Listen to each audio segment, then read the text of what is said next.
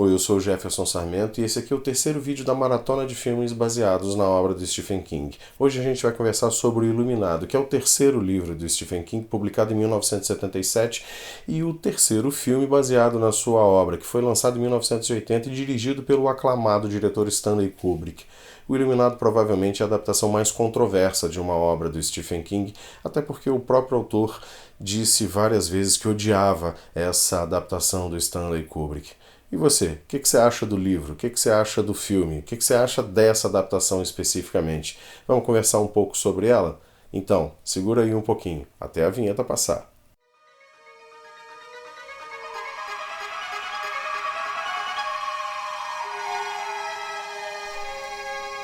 O Iluminado é o melhor livro do Stephen King. Tá certo? Essa aqui é a minha opinião, cada um tem a sua, cada um tem o seu livro preferido ou os seus livros preferidos do Stephen King. Mas o fato de eu achar o Iluminado o melhor de todos não significa também que eu não goste de outras grandes obras. Eu também adoro A Hora do Vampiro, que eu citei no vídeo passado da adaptação. Eu também gosto muito de Dança da Morte, apesar de eu achar o final um pouco meio assim.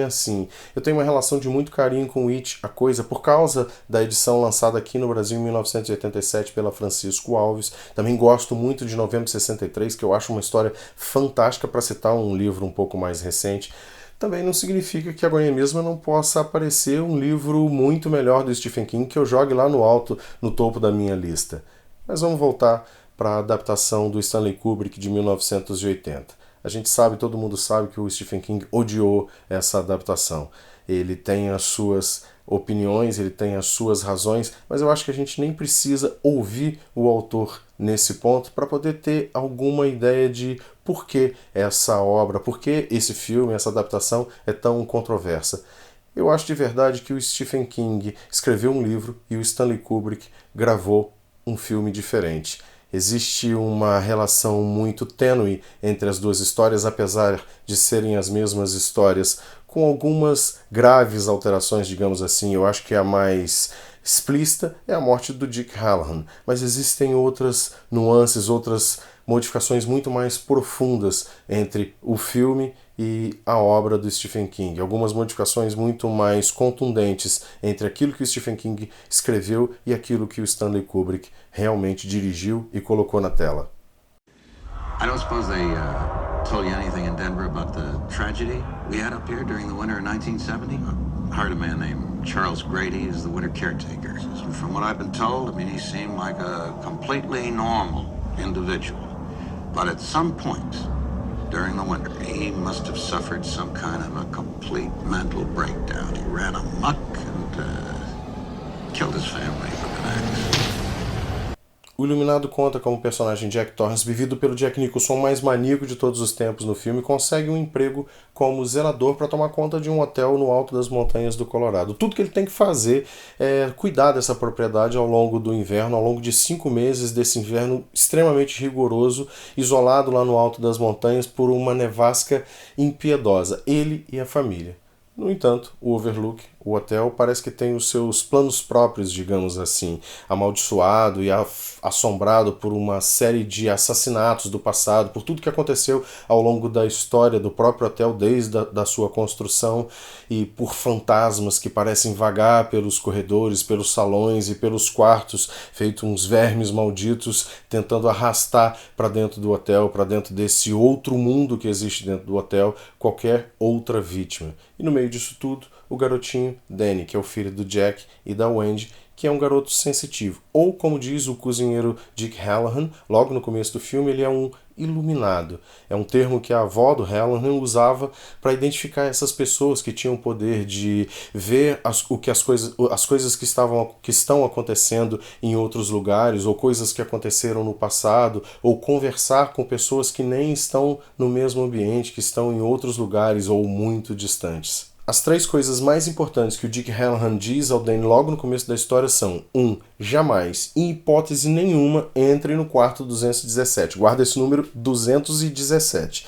A segunda coisa é que o hotel provavelmente vai mostrar para o Danny coisas muito horríveis, vai fazer com que o Danny tenha visões realmente horríveis, mas é para o Danny encarar essas visões como se fossem gravuras numa revista ou fotografias no álbum de retrato, que são apenas fotografias. Podem ser as mais belas do mundo ou representar as coisas mais horríveis que o Danny pode imaginar, mas eles são só isso, fotografias, e não podem machucar ninguém. 3. Se alguma coisa sair do controle, se as coisas saírem do controle, o Danny pode chamar o Dick, onde quer que ele esteja no planeta. Mesmo o Dick Hallorann estando do outro lado dos Estados Unidos, ele vai ouvir o chamado do Danny, porque um dos poderes dos Iluminados é justamente conseguir um se contatar com o outro. E mesmo essa distância não vai ser páreo, digamos assim, para o poder do Danny, que uma das coisas que o Dick reconhece logo no início é que ele nunca viu um Iluminado com o potencial que o Danny tem. Mom, do you really want to go and live in that hotel for the winter? Sure I do. It'll be lots of fun. The only thing that can get a bit trying up here during the winter is the tremendous sense of isolation.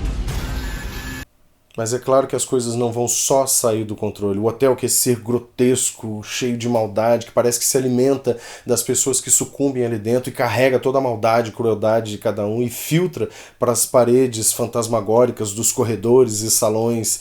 Ele tenta primeiro atingir o Danny, porque ele reconhece que o Danny tem todo esse poder, todo esse potencial que o Dick enxergou logo no início.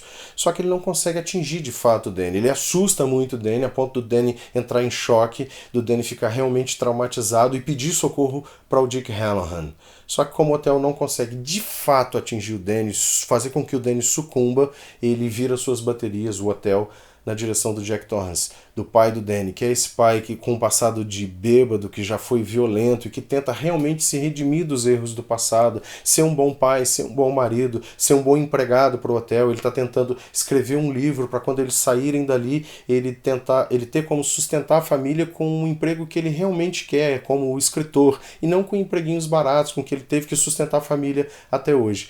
E é nesse personagem, no Jack Torrance, que mora a maior diferença entre livro e filme, entre o Jack Torrance escrito pelo Stephen King e o Jack Torrance filmado pelo Stanley Kubrick. O filme Iluminado é extremamente tenso, longo e lento, mas extremamente tenso. E a maior parte dessa tensão com certeza está ligada, está vinculada à trilha sonora que te incita ao perigo, a essa sensação de perigo, essa sensação de horror, de que alguma coisa vai acontecer agora, no minuto seguinte, no segundo seguinte.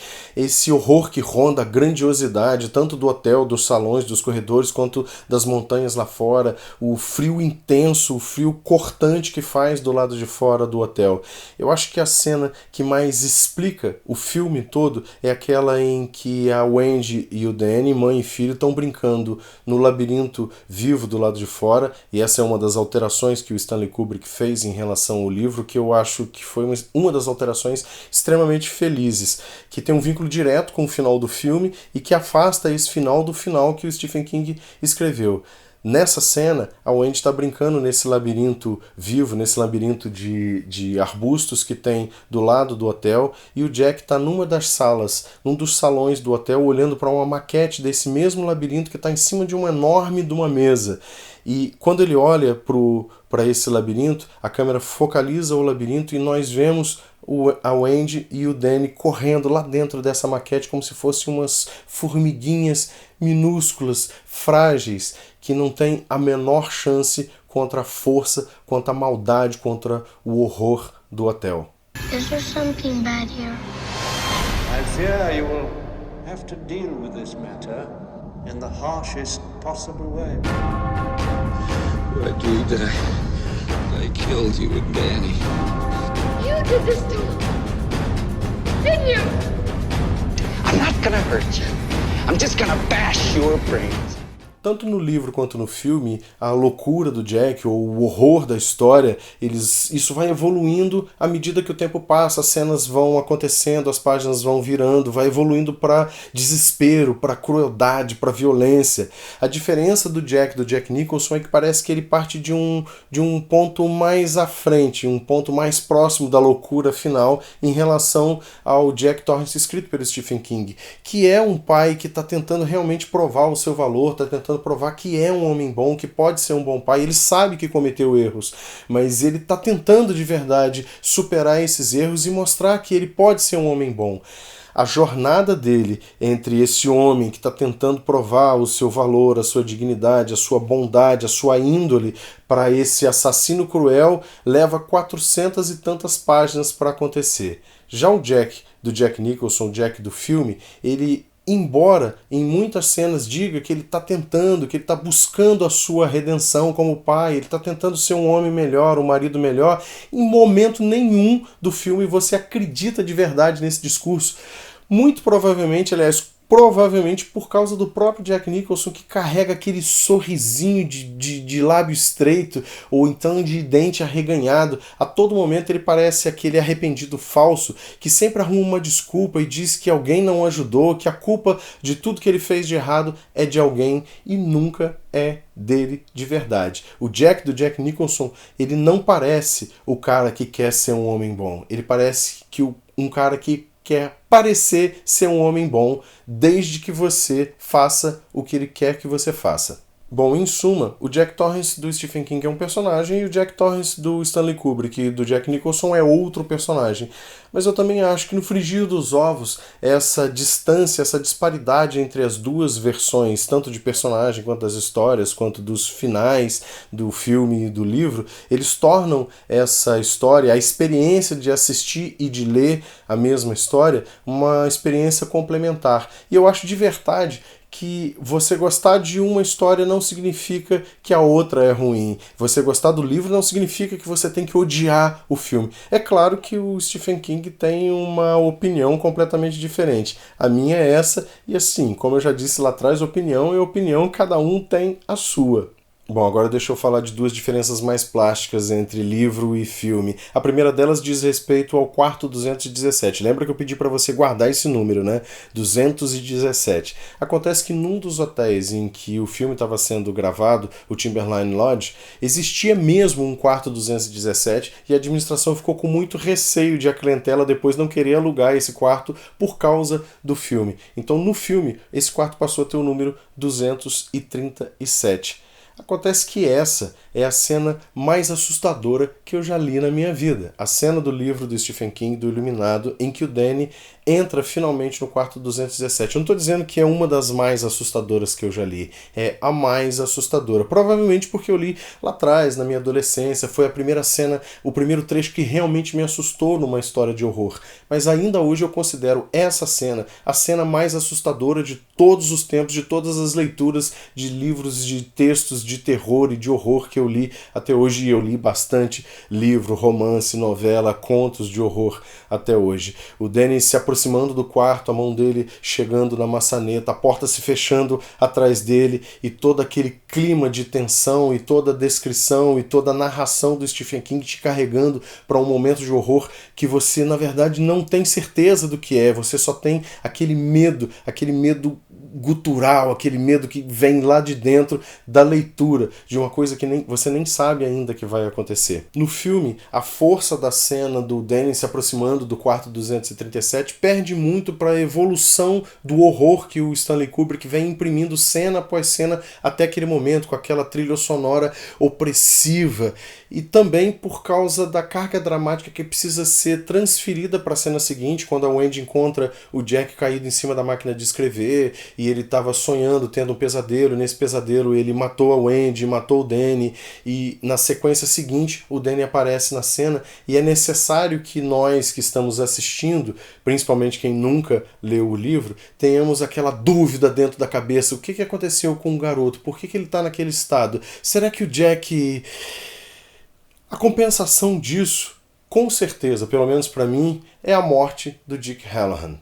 Eu sei que tem milhares de pessoas, e eu entendo todas as pessoas que odeiam a versão do Stanley Kubrick por causa da morte do cozinheiro Dick Hallorann, que é o grande salvador no livro do Stephen King. Mas aqui, no filme do Stanley Kubrick, ele morre de uma maneira extremamente repentina, brutal, violenta, e a partir desse momento, a partir do momento da morte do Dick Hallorann, o final do filme do Stanley Kubrick se abre.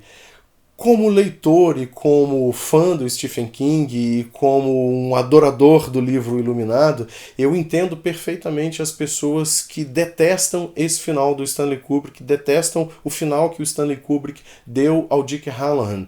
E eu acho que entendo até aqueles que dizem que é uma traição você gostar do final do Stanley Kubrick por causa da morte do Dick Hallorann. Mas, sinceramente, como escritor, eu fico imaginando que espécie de artifício um roteirista pode utilizar para contar uma história na tela que todo mundo já sabe o final.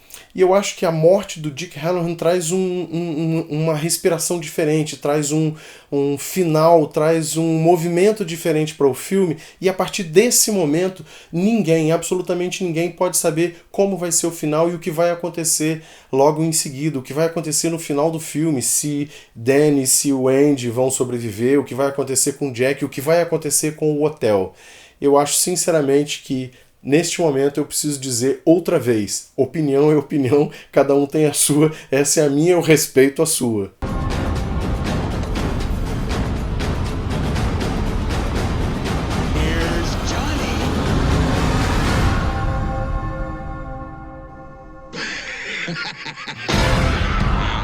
Bom, esse vídeo está chegando ao fim, e se você é fã do Stephen King, fã de O Iluminado, como eu também sou, eu espero que você não me odeie por eu também ser fã, também gostar muito da versão do filme do Stanley Kubrick. Vamos fazer o seguinte, coloca aí nos comentários o que você acha do filme, o que você acha da interpretação do Jack Nicholson para o personagem do Jack Torrance, ou o que não deu tempo da gente conversar nesse vídeo, o que você acha da atuação bizarra, bizonha da Shelley Duvall para a personagem da Wendy Torrance, o que você acha das modificações que o Stanley Kubrick fez na história do Stephen King.